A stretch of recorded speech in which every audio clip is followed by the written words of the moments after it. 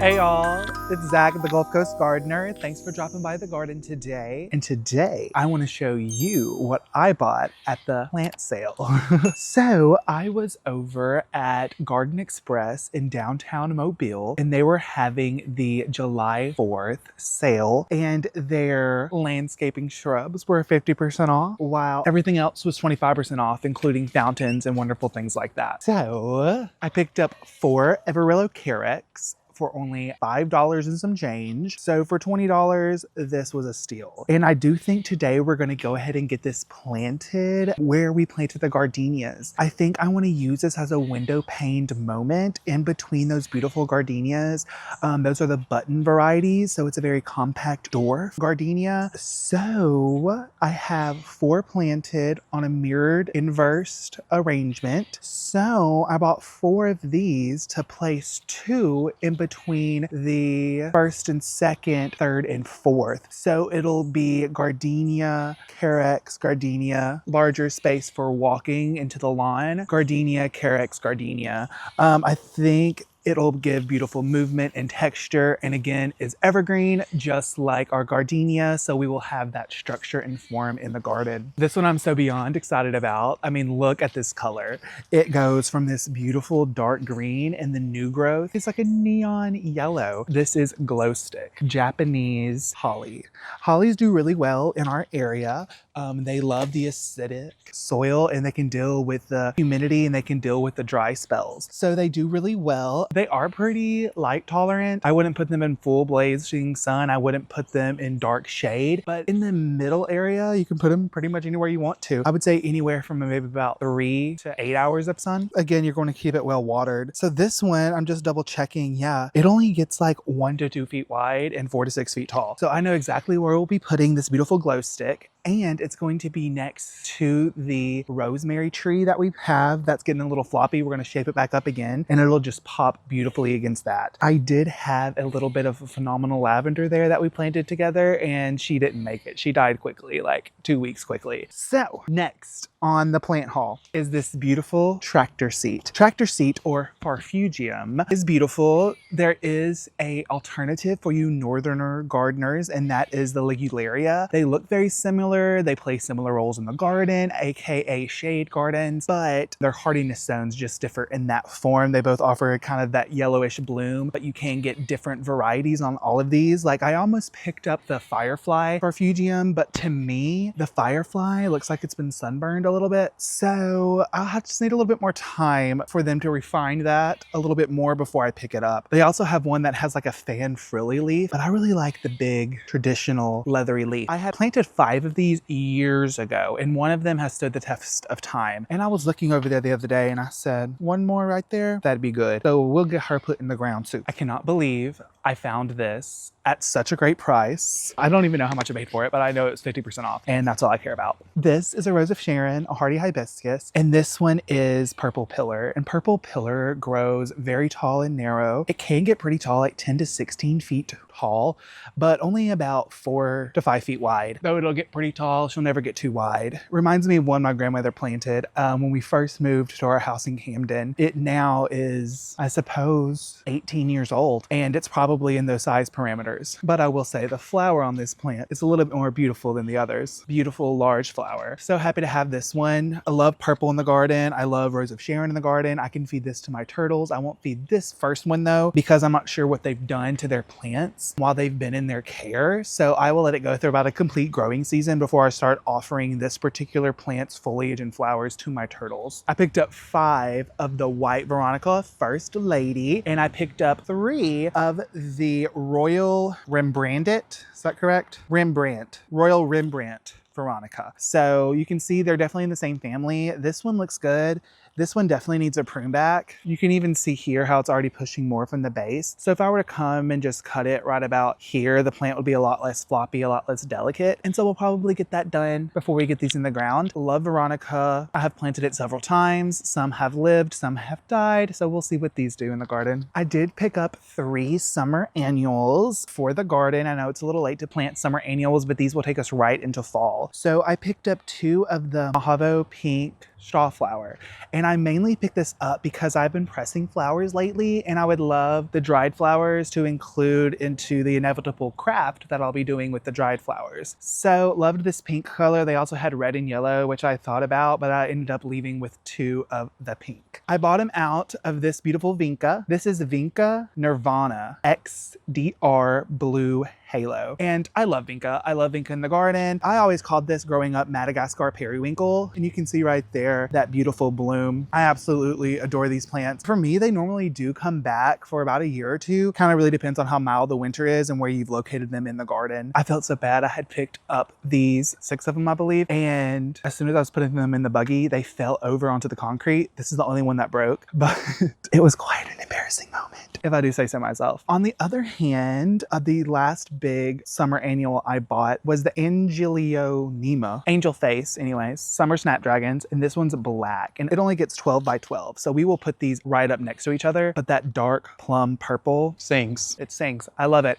I'm gonna put it right next to our orange portulaca. I believe it's technically the mango portulaca, but this dark plum with that mango is going to sing all summer. I am so excited. I love blacks in the garden, you know, but blacks can either be more of a red or more of a plum. And just for who I am, I prefer the plum. Last, but certainly not least, she was actually the last thing I picked up at the garden center as well as I made my way through the beautiful sale. This is a stunning plant and I can't wait to have her in my garden for years and years and years to come. It is this beautiful giant elephant ear alocasia because its leaves are facing to the sky and it has a beautiful ruffled edge. It is just beautiful. Let me grab the tag so I can tell you its name. This is Potora. Potora is gorgeous. She's going to get 5 to 6 feet tall and 3 to 4 feet wide, which right now she's standing. Once she was in the ground, I would say she's easily 5 feet, maybe 4.5 feet tall. And then wide, she's about 3 feet wide. So she's doing pretty good on her height. She's just gonna get a little bit bigger and grander in the garden, but she's about full size. And we're definitely going to place her in the tropics that I have over there with our other elephant ears and bananas. I actually have a whole nother banana that I would love to plant this with because I love to plant my bananas with my elephant ears. However, with these leaves facing to the sky, it may not give that same overall beautiful appearance that I'm referring to that the normal elephant ears do that face down, because they face down with the banana going up and it's a nice contrast, but this would be up and up. We'll put it together and we'll see. I don't know if I've shown you guys this one yet, but my favorite bush, my favorite shrub overall is going to be the purple daydream, Loropetalum. And not this particular cultivar, just Loropetalum in general. I grew up with Loropetalum at my house. It's a southern staple plant. I love the flowers. I love the foliage. I love how they come in so many different sizes and shapes. This one is going to be one of your more compact ones that holds its color more consistently throughout the heat of summer. So I do want to get this one planted in the garden. I'm not sure though if I'm going to use it for a new bed project because I do have a crepe myrtle coming, and I was thinking, wouldn't it be nice to have this here, the crepe myrtle here, and then maybe like a bluegrass in front of it, maybe like the Elijah blue fescue that I already bought. I think it'll look good, but I'm not sure if my lawn has enough space. I know it has enough space. I'm not sure if I want to cut into the turf yet. You guys be bad influences and let me know in the comments.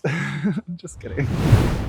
All right, guys, so I got them placed, and this is the idea. Gardenia Carex Gardenia, Gardenia Carex Gardenia, Gardenia Carex Gardenia, Gardenia Carex Gardenia. This way, this still allows you to enter the lawns. Chiefy's helping us dig a hole. So yeah, and if I hate it, I can always come back and just add in our 2 other ones.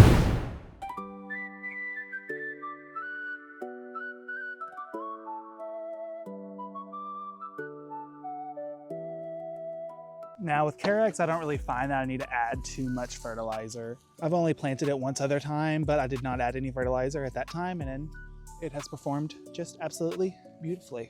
I decided not to use the auger for the simple fact that the shover was closer in the compartment, and I'm only planting 4 beautiful little plants that are in 1-gallon containers. I do have a slow hose going over here next to our clematis armandii, because she ain't looking too good right now, friends. I think the heat got her.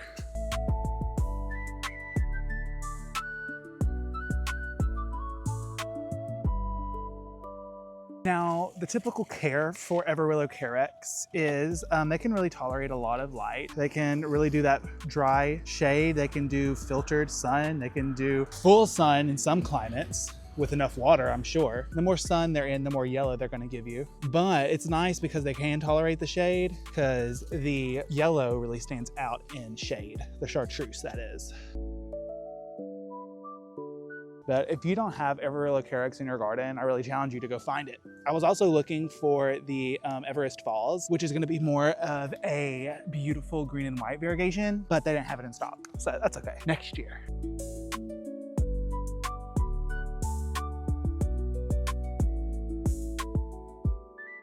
When I'm planting plants, I always try to take the time and get rid of any hitchhikers, which are gonna be any weeds growing in the pot. You know, with it being late summer, it's definitely, weeds are gonna be there. You just need to pick them out. Remember working at the garden center, I used to always have to pick the weeds, and I'd feel mortified if someone found a weed. But that is just what it is. If you're watering stuff in a beautiful, humid environment, it's gonna germinate those weeds that grow in the air.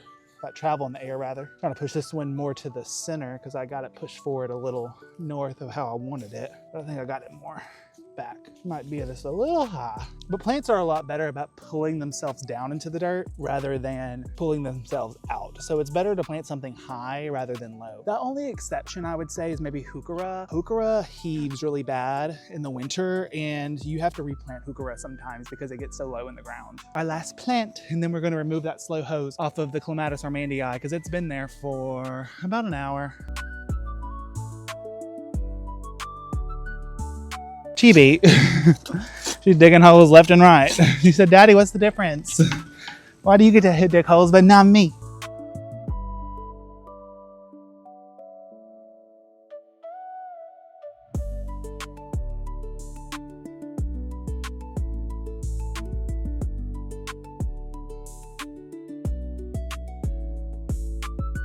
I will say today before I came in and gardened, I did water this afternoon. So the soil is already nice and wet. We know it's been hot.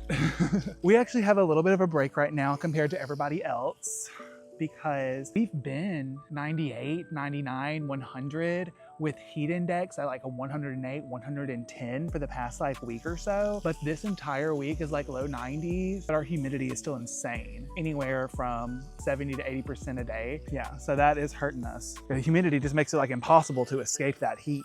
It just pulls the sweat right out of you.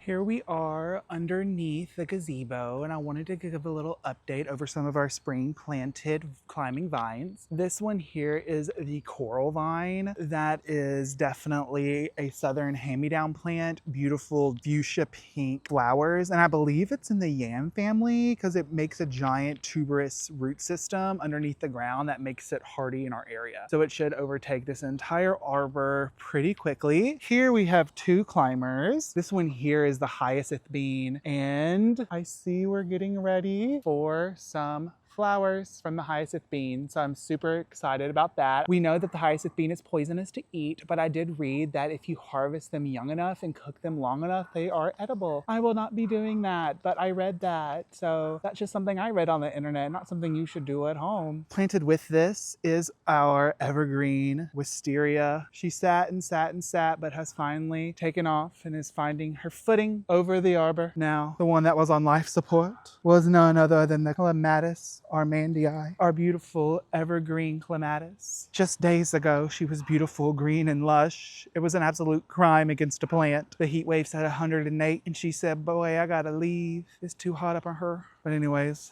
let's go pick up these pots. She just got a slow hose for about an hour and a half. So we did the best we could for her. We do have a bit of a green zebra coming up right here. I planted this, I don't know why I said it's coming up. I started this from seed, and you guys were with me when I started it from seed, and we planted it out, and we have it growing up the arbor. And she's doing good. I think she's about to start flowering. I have been harvesting tomatoes. I've mainly been harvesting, they are the best paste tomato, the San Marnos tomatoes. They've been really good and really tasty, and even my dog Chibi likes to eat them. I harvested one Greek Cherokee. It was delicious. Put it on some some bread with some mayonnaise, salt and pepper. It was decadent. Absolutely best thing we could have had that day. And yeah, that's all the tomatoes I harvested so far. We still have more to come, I'm sure. But right here is the beautiful banana. So this is a flowering ornamental banana. So she flowers way more than anything else. And I do have the hose going on her right now. But this is the banana flower and it is just gorgeous.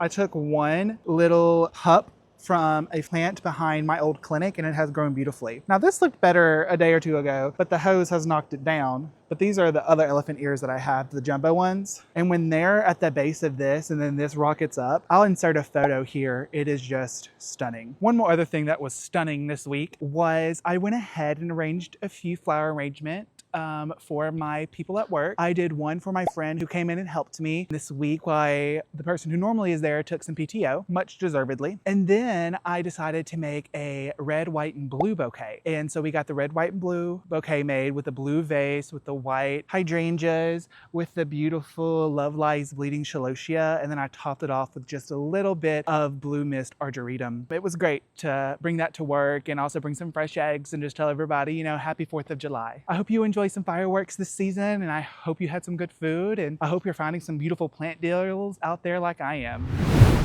Now here's a great highlight in the garden right now. I'm loving the Sun King Aurelia with the beautiful fire rose begonias that we just planted. This one got trampled by the doggos, but I'm sure she'll rebound. Had to give her some extra water today. She was a little extra sad, but she's still looking beautiful. Really am in love right now with the fountain area and how this entire moon garden border has come together. Love the white caladiums. These caladiums are Florida Moonlight. They were bred by Florida State to be more heat tolerant because a lot of your other caladiums, when it got too hot, they will go summer dormant. So hopefully these do not go summer dormant and they will perform beautifully for us here. Oh.